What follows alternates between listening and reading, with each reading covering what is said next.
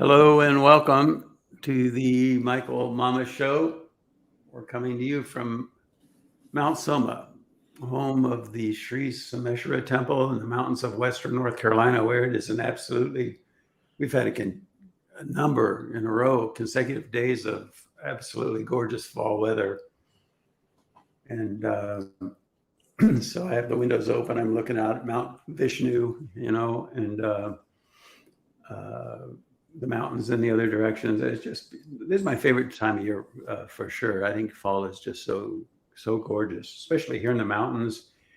And then soon all the leaves will be turning, and all the fall colors, and you see just the whole sides of the mountains are just a palette of colors. So we look forward to that every year. Today's podcast is entitled Lord Krishna's Flute. And Scotty, don't let me forget, but I'd like to talk a little bit about the knowledge that leads into that, and then we'll weave Lord Krishna's Flute into it, because it's a really beautiful, I think, concept, if nothing else. Sure. How you doing, Scott?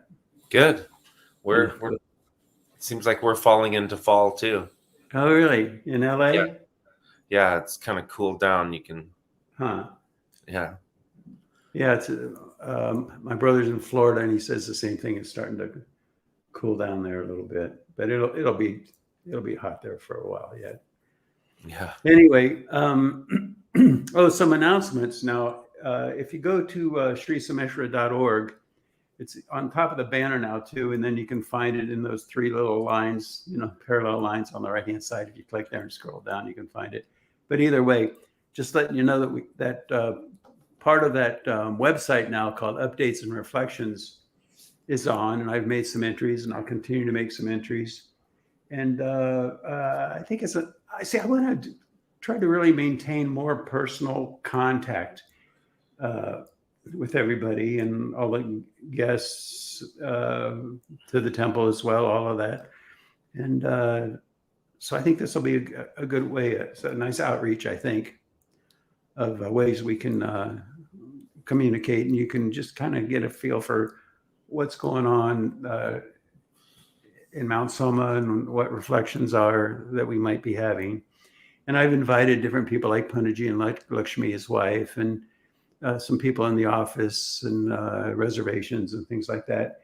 If they ever have any kind of announcements, even if it has to do with the weather in the wintertime, those things can become important, but they're invited to submit anything they want posted. So that could become a really lively portion of the srisomeshwara.org website. All right. As you know, and as I've put in those updates, we're remodeling things. We're going to redo the parking to make parking more accessible. We're going to remodel the kitchen. The unfortunate part of that is that the dining area and the kitchen are closed now for remodeling. Came at an inopportune time of the year, really, but it was necessary. I mean, we were just busting at the seams. It's time to really upgrade. And so we're in the process of doing that. And eventually, we want to complete the development as per Vishwakarma, Mamuni Mayan, we want to complete the construction of the Enlightened City. And when we do that, there's going to be things like, of course, the temples. That's the main thing. That's all the temples and that whole Vastu structure that radiates coherence, throughout the whole world. Focusing, of course, they say that one enlightened city is enough to transform a whole continent. And so we're building it here, and hopefully we can transform, the United States in that. And that would have profound effect, wouldn't it, for the whole world, if we could get some more Sattvic sort of thinking to predominate with our government and all. But also some other things we want to add to that. We want to have a Pundit boys school.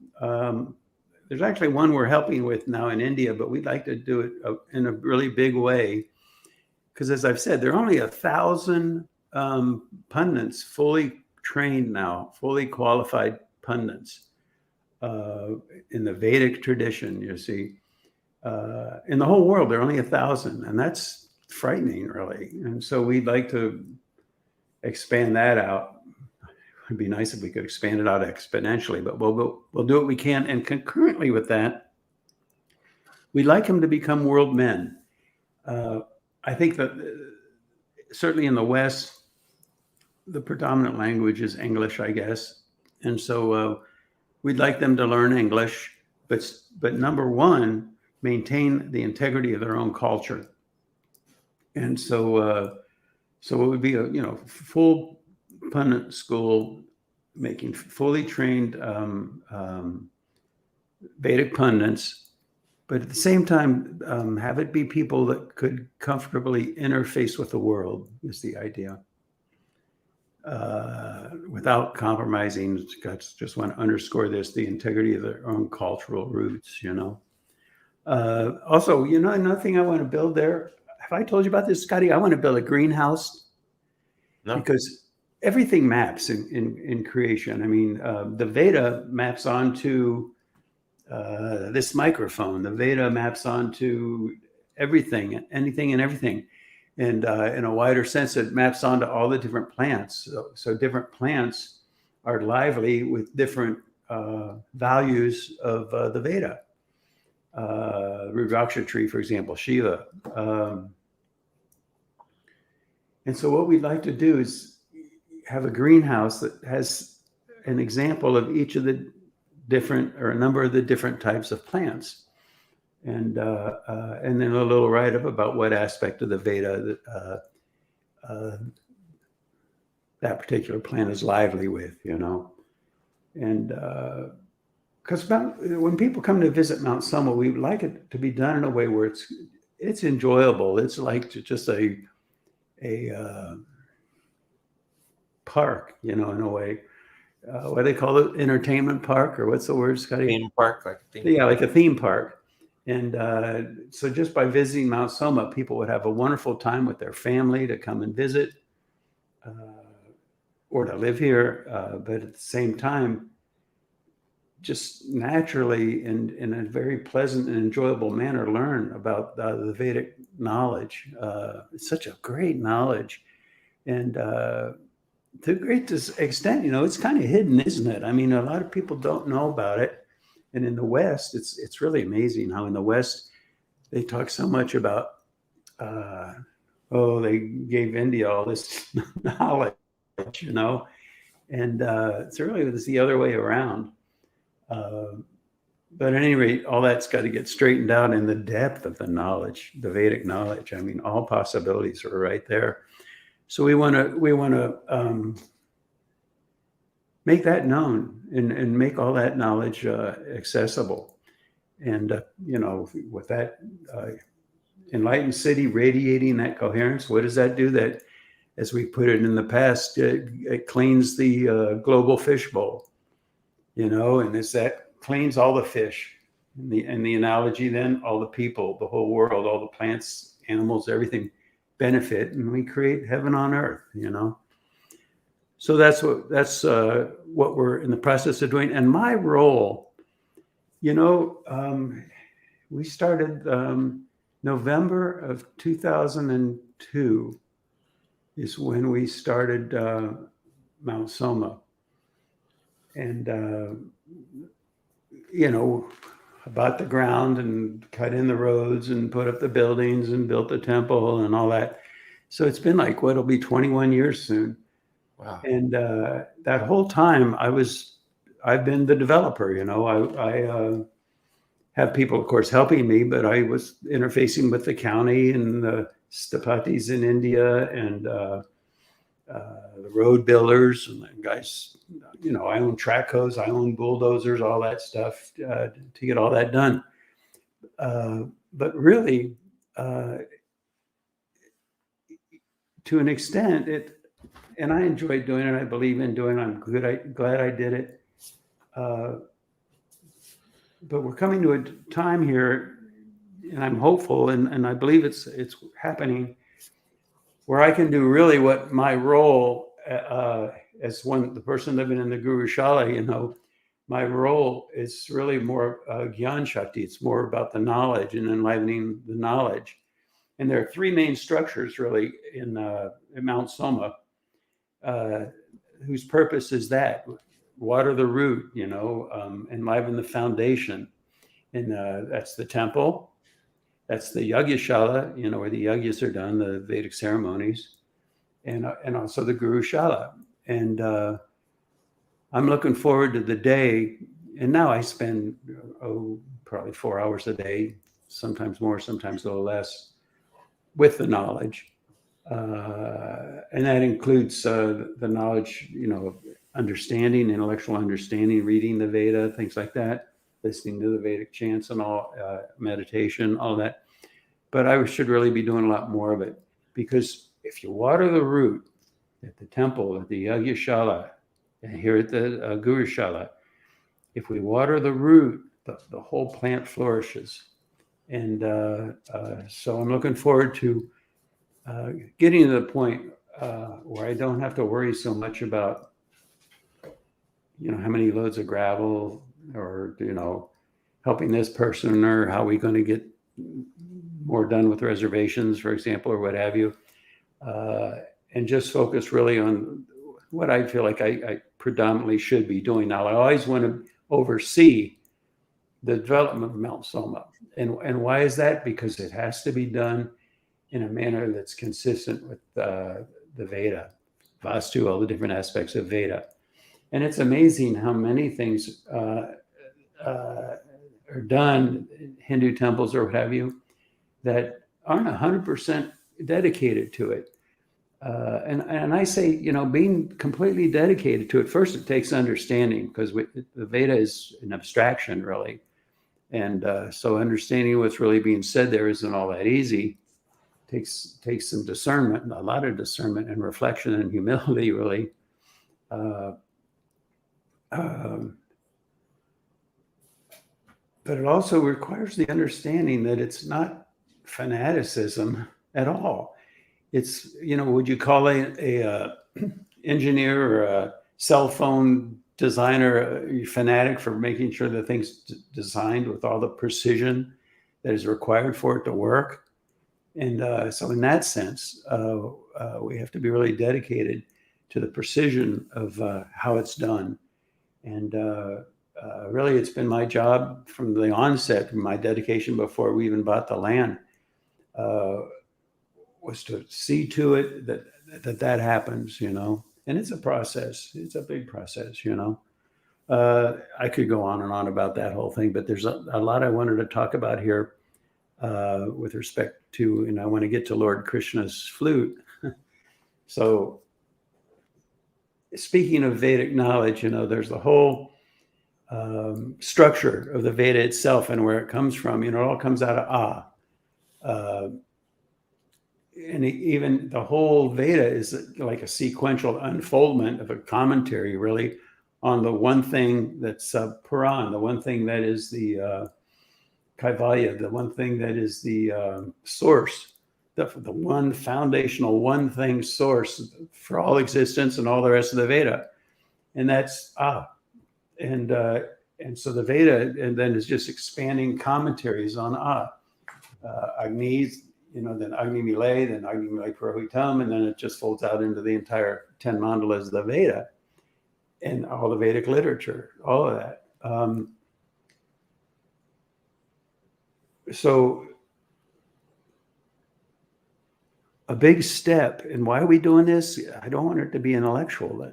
I want it to some intellectual understanding, but we need to be able to, the more we can, put it that way, relate to it as a personal experience, then the more it can enliven that place inside where you're already one with Brahman. You already are Brahman, And so in that way, it helps the individual evolve. It helps them awaken. And I know that years ago, I started talking about the Vedic literature, the structure of the Vedic literature and all that. And I could tell, it was just, people just kind of zoned out, And those who hung in there was purely intellectual, which is some little value. but really it needs to be experiential to take that quantum leap forward with it. And so that's what I'm going to attempt to do here today. And what I did, like the way I spoke about the Brahma Sutras, for example, I didn't talk about them just as theoretical things, but tried to convey what the experience is. And I talked about the pillow, and you look at a pillow, I am that pillow, and what does that really mean? It's not an emotional thing. It's not an attitude philosophy, not something you convince yourself of. It's actually structured in the physiology. It's just how you function. And I'm not talking about superficial physiology. I'm talking about physiology of consciousness, really. And so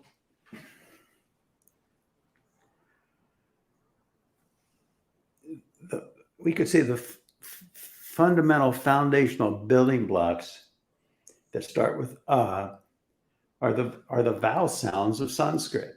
They're not just a language that's made up. They're the essential structure building components of the absolute itself, the transcendent itself, that one thing out of which all things emerge. And so, you have the vowel sounds, a, e, u, like that. I talked about that last week. But what does that even mean?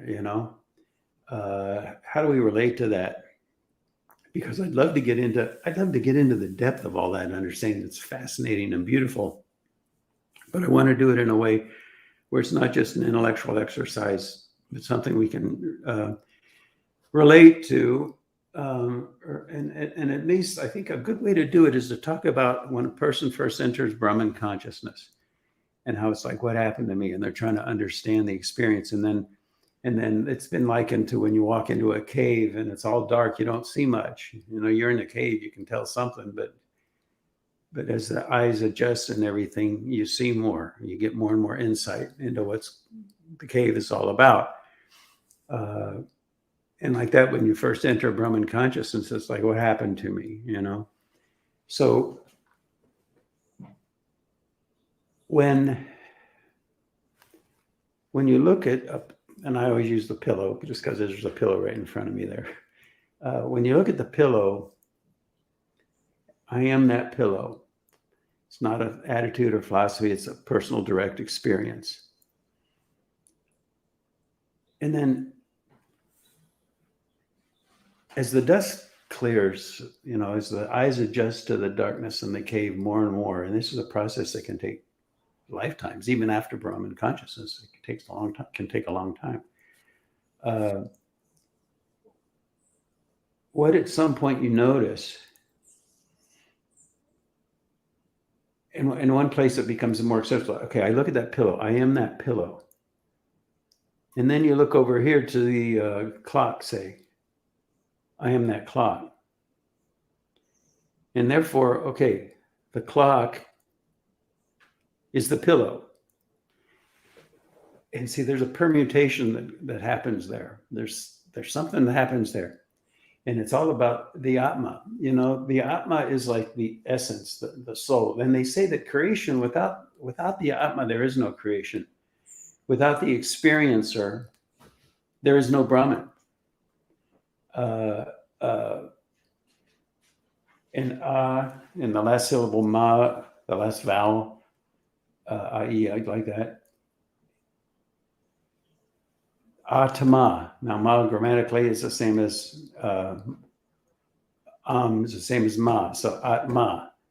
So it's from a to ma. So that fundamental thing those are the fundamental building blocks of the atma, of the one thing that is the source of everything.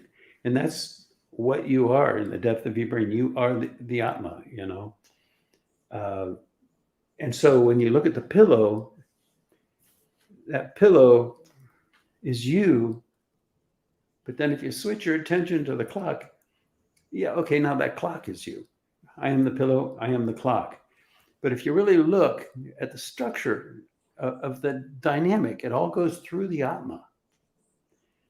So you can, if you don't not conscious, if the darkness of the cave is still not fully bright and clear, okay, I'm the pillow. Okay, I'm the clock. Okay, therefore the clock is the pillow. But what's missing there? Once you get in touch with the permutations, Adama, the pillow is me, and and though it's unnoticeable, certainly at first when the cave is still a little dark, but there's a tumbling it's a tumbling. And what's that tumbling? You're going through, you could say the vowel sounds, you're going through the structure of the Atma. And it can happen like that, but nevertheless, there is a tumbling there. And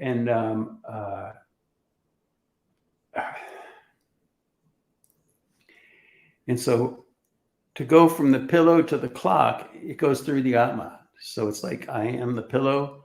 And then if you really pay attention, okay, there was a tumbling there. And then I am the clock. And so there's a tumbling there. And so therefore the clock is the pillow. Or you can do it another way. You can say, okay, see, the pillow is God. The pillow is that one thing that is the source of everything. So that clock is kind of like secondary or part of the manifestation of the one thing that birthed everything. So it's sort of a manifestation of the pillow. And those are, in the one way, the pillow is central and everything else just was born out of it. In another way, the clock is central and everything's born out of it. So the pillow is contained within the clock, and the clock is contained within the pillow. But the experience of I am the pillow and I am the clock goes through the Atma. And so the pillow is the clock on equal footing. It goes through the Atma. Does that make sense, Scotty? Yeah. Now, what if two people walk into the cave? Then they both have whatever experience is inherent in the nature of their own physiology, the physiology of their own consciousness. Right. Yeah. They once asked a saint, well, okay, if you're one with everything and it's all God and it's all like that, why do you care if other people are suffering? And the response came back, because I am that person. So there's a oneness with the totality there that's in a very intimate sense, you know? And at the same time, when you look, I'm trying to give you a feeling here. I hope I'm being successful, but when you look at everything, when you look at the pillow, or when you look at the clock, or when you look at the room, or when you look at in the distance at the mountains and all, it is all like lightly etched on the face of being, of consciousness. It's like the table, the room, the mountains, all that, it's not substantial. That's what they mean by Maya. It's an illusion. And what is really substantial, what is really real in that sense, is that which it's lightly etched, all that is lightly etched upon the face of. And you are that being. You are being. And that being, depending on what permutations it goes through within the Atma, it can be Shiva, or you can see it like, because again, the first word in the unfoldment, sequential unfoldment, is Agni. Agni, and again, A says it all, and then the next sequential unfoldment, Agni says it all. It's just a cascading out of commentary, expanded commentary on A. And so what is Agni? Agni is the full range,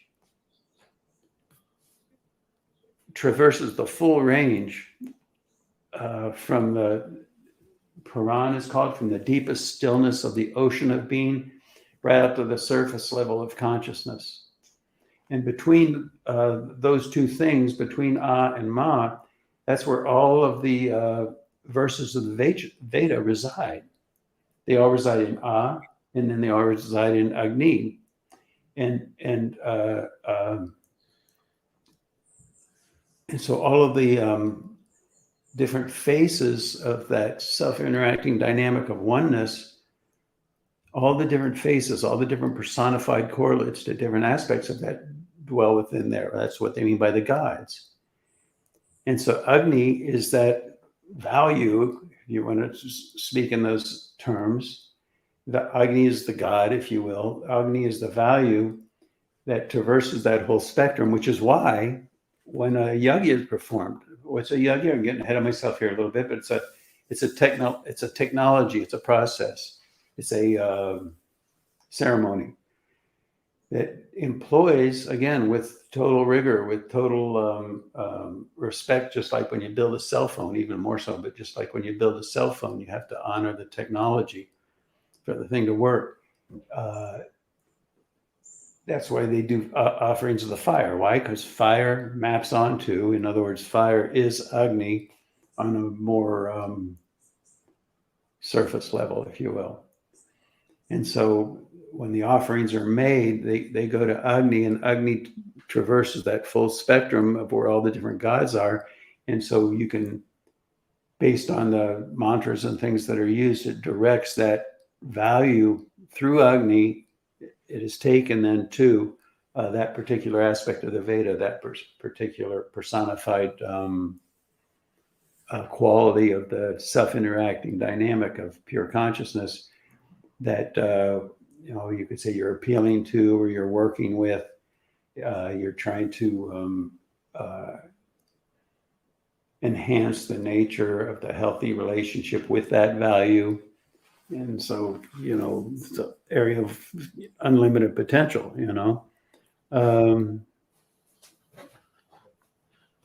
Is this making sense, Scotty? Yeah.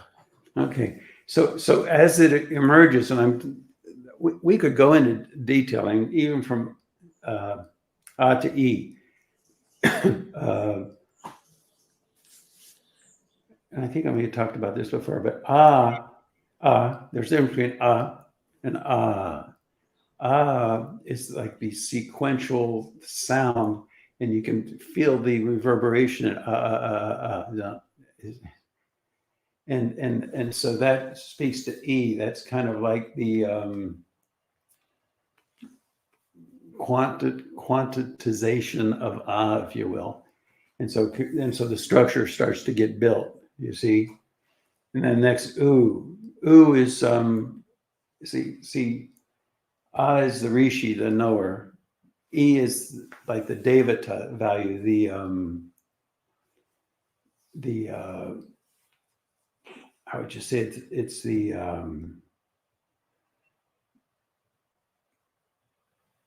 quality of the structural component. But see, all that is dependent on the next syllable, which is u, I-E-U, rishi, devata, and chandas. Chandas is like the hiding value. So through chandas, you could say that you kind of hide different parts of that field, that spectrum, that continuum of and so by hiding that, what remains is a particular quality, a particular aspect, a particular devata. Is that making sense, Scott? Yes. Okay. And so then it just continues to unfold like that. But the point, what I really want to get across here, I mean, right away it becomes like too intellectual, I think, huh, Scotty? But the point is that becomes experiential, and those tumblings that you go through. What is it? That's A to E to U, to it, to E, like that, to A, to O, to ma, atma. And so it's those tumblings that occur that at first you don't even notice the tumblings. You don't even think about the tumblings. But I think that has more to do with as the I don't know if it was mentioned at first that there's a tumbling there. See, if would I think you might just say, oh yeah, right, I just didn't notice, But once it's brought to your attention, then it's like, wow, that's what that is, Is there anything that you can think of that we could do in our daily lives that would kind of give us more of a feel of that, or? Well, that's what I'm trying to do, Scotty. But yes, there is, one is pick any subject. Like I'm not much of a musician at all, but I do play a little guitar. But music. What is music? Okay, you have the continuum of notes, right? That would be like E, but then you have only certain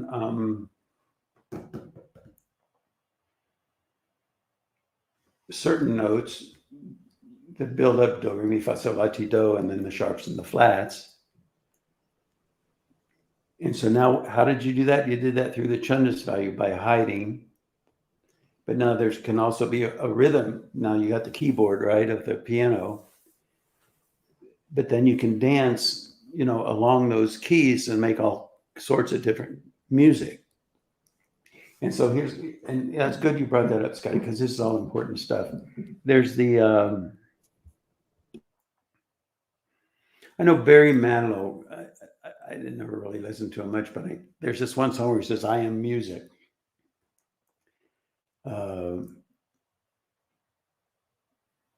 Because what happens here is when in its pure sense, pure Paran, pure silence, unbounded, non-moving, as it goes through these permutations, it does two things at the same time. In one sense, it expands. In the other sense, it contracts down to a point value. It collapses down into a point value. And that point value is when, Atma is found within your own self. And to continue with the idea of what did he mean, I am music, in the deepest sense of that, I don't know that he meant it this way, but in the deepest sense of that, it's like you commune with the keyboard, you commune with the keyboard of existence, or sticking with music, you commune with music so much that you know music. But now it doesn't mean you've memorized all the different musical pieces. It doesn't mean you can play Gandharva Veda and also you can play rock and jazz. But it means that you found within your own self as a point value. It's not a bunch of memorized facts. It's a point value. You found it in yourself. I am music. And you can do that with another example, Scotty, would that be good? Mathematics. You can say, I think I used this analogy in the past, but when you first learn addition, so 2 + 2 = 4. Okay, let me think. Oh, okay, I get it. And then 3 + 3 = 6. Oh, okay, I understand that. And then you do subtraction, so you scratch your head and what's that mean? 3 - 1. What? Oh, I remember. Okay, 2. And so you start working with it. And what are you doing here? What you're really doing, just like what we're doing now, Scotty, with respect to Brahman consciousness, what we're doing there is mathematics consciousness. We're starting to get a feel. We're starting to will it down to that point value where all of a sudden you are mathematics. You get it. You are one with mathematics. You may not even have memorized everything about differential calculus, for example, but you get the essence. Right. And that's what it means by you say, know that one thing by which you know everything. And that's what Anandamayi Ma was saying when she said, I know everything. And then the next thing she says is, I don't know anything. You have to explain everything to me. I'm just a little girl or something like that, But you get the essence. And that's what we're talking about here. And so we're pointing in that direction. You can name any field and it boils down to that essence. And we've used different analogies. Plants, how plants grow. What is it? It comes from the seed, right? And then there's that part of the Upanishads where they crack open a seed and what do you get? It's hollow. It's no thingness. It's pure Paran. It's pure emptiness, pure stillness, no thingness. And it all is birthed out of that.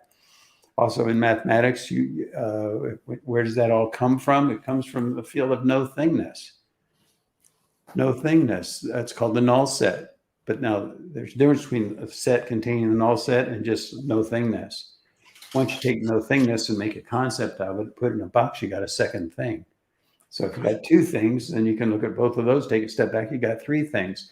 And then it just cascades out 4 or 5, 6, set theory. And from that, you start building geometric structures. And before you know it, you've got the whole field of mathematics. And even the sequential unfoldment of A to E to U to D to D, like that. It goes from the foundation, earth, just the basis, in mapping onto the relative. That's the most substantial thing there is. And there's Mother Earth. I mean, you could give me some space there, but I'm trying to give a feel. And then it goes through the permutations, and eventually it unfolds into the correlate to space. Now you've got space, and so now what can happen is that, okay, those are all kind of inert building blocks. But what you've got there now is a thing where you've got a structure where mind can be born out of. So really, it's the last few syllables of the last few vowel sounds in Sanskrit. They're called swaras, that give you the mind, the intellect, the ego, but not ego in an egomaniac sense, but ego in a sense of I am, Atma. You see? Is that helping, Scotty? Yeah, for sure. Oh, good. So that's what we're talking about here. And what else do you have any? The flute and Right, Lord Krishna's flute. All right, so this is really cool. I remember when I was a kid, my brother and I was a PhD in physics, but we were just kids at the time. I think I was still in elementary school, and a relative who was a PhD in physics came to visit, and my brother and I had some questions for him. And one question we asked him was, okay, if you have I think we were thinking of a flutophone, that you play in elementary school, right? But nevertheless, when they talk about that, you've got little nodes within the flutophone, within the hollow chamber. And then you've got a vibration, and then it goes to a node, and then it goes to a vibration, and then it goes to a node, and then a vibration, and it goes to a node. They're called standing waves, right? And that's how the sound is created. And so the question becomes, well, how does it go from here to there if there's just a node in between where there's no thingness, no motion? You're following that, Scotty? Yeah, for sure. Okay, good. And that principle maps onto the structure of the Veda, and that's called smriti. Smriti is like memory, because you have this, and it also applies for those of the differential calculus, and all that. It kind of applies to that. If you get that, fine. If you don't worry about it. But so the vibration collapses down to a point value, right? And then it becomes unmanifest, and then it expands back out. But it contains the knowledge. It's built upon the knowledge. It's pulling knowledge out of the previous node from A to E to U, that idea. And so that is like a flute. And so you have this whole dynamic going on, and then at some point it emerges out as what? Sound. That's called Shruti. Shruti is, you see, there's a difference between the pure Veda itself and Shruti, which is the sound that emerges from it, you could say. And so now when it comes to Lord Krishna's flute, we're not talking about some physical flute. We're talking about Lord Krishna here. Lord Krishna is like the totality of the full spectrum of all existence, the absolute and the relative rolled into one big, huge Brahman sort of thing. And so it's Lord Krishna's flute, which includes the whole Veda and the whole manifestation process into relativity, from substantial of the absolute to the unsubstantial Maya of the illusion that's just lightly etched on the face of we could say Lord Krishna, if you will. And so it's really cool, isn't it, that it's all right if you understand that flute, and we could say more about different Vedic terms, like their Shabda and Sandhi.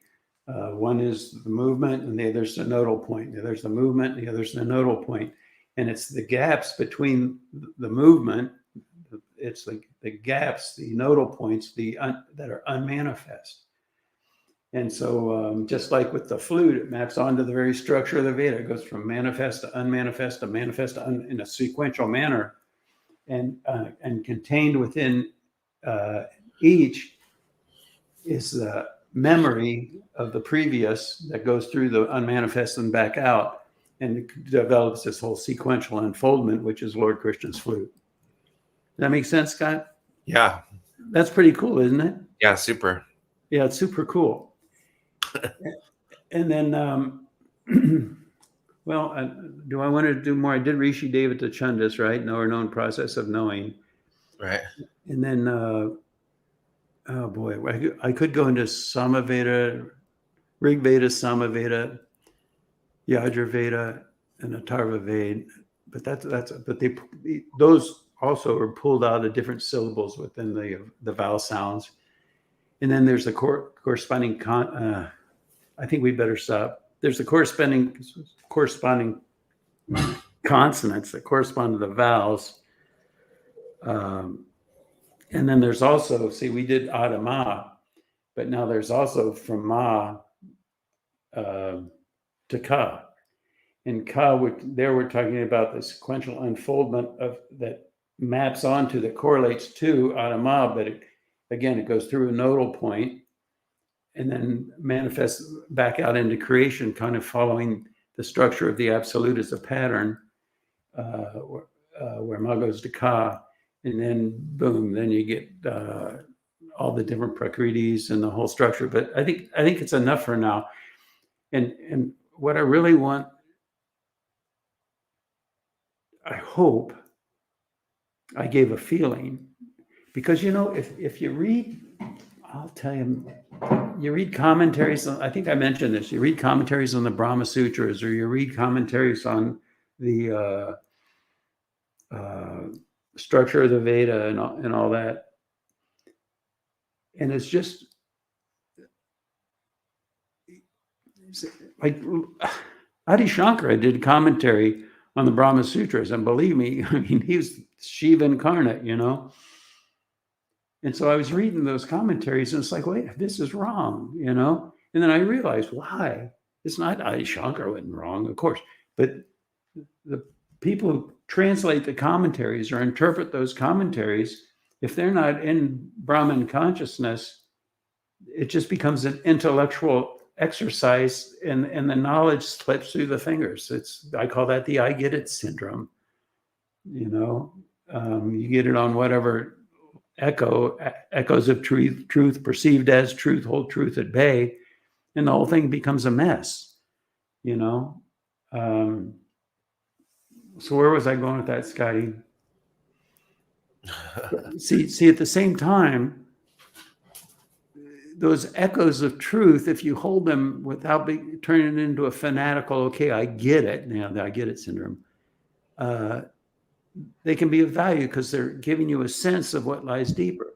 But if you decide that, I'm a Vedic scholar, I've read the Veda, I know all about this, I've memorized all this, and I get it, then it actually, you freeze it. And I call that the I get it syndrome. And you become stuck, you're white knuckling onto, and you become identified with, perhaps that you're this great Vedic scholar. And it prevents you then from going deeper into your own Atma and your own understanding that transcends your current intellectual level of understanding. So the relationship with it has to be careful. You're not walking through heaven's door, you're just knocking on heaven's door, right? And that's what I wanted to say about that, huh, Scotty? Right. Yeah. All right. I think that's enough for now, don't you, Scotty? I mean, we could go on. Sure. I could do this for days, Yeah. But I think it's enough for now. And I don't know, you might want to listen to this podcast more than once, and we'll see where it goes. And I love this stuff. I'm ready to do more of it. But for now, I think that's it. Appreciate you listening. I hope you're enjoying this. Any feedback, please make comments. And based on what I hear through the grapevine or through comments or through emails people might send to the office, though I'd rather you just did it through comments, but it's fine. We'll see what we do next time. Thanks for listening, and